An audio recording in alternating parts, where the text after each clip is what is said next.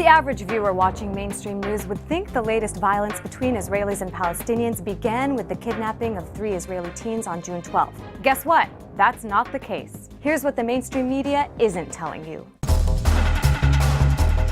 Before the Israeli teenagers were kidnapped and killed, 5 Palestinian children had been killed by Israel in 2014 alone.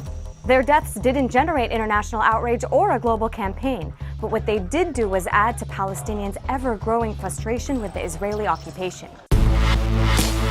Today, Israeli warplanes hit more than 100 targets in Gaza, responding to rockets that were launched into Israel by Islamic militants. The mainstream media does a really good job in making this seem like a war between 2 equal sides. It's not. We're basically looking at asymmetric warfare between Israel's mighty Western-backed military versus Palestinian fighters equipped with mainly homemade rockets in the besieged Gaza Strip.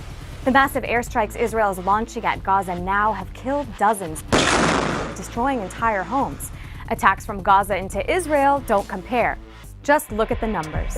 Since 2009, Israeli forces have killed more than 600 Palestinians in Gaza and the occupied West Bank. The number of Israelis killed by Palestinians during that time? Just over 40. And unlike Israel, Gaza has no sirens to warn of imminent strikes, no bomb shelters, and no Iron Dome missile defense system to intercept Israel's attacks.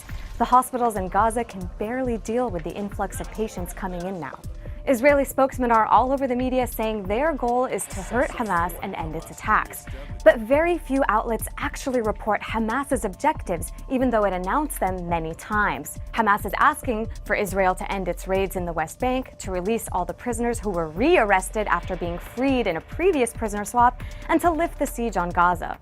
So, Israel wants to stop Hamas. That hasn't happened yet, even though this isn't their first military assault.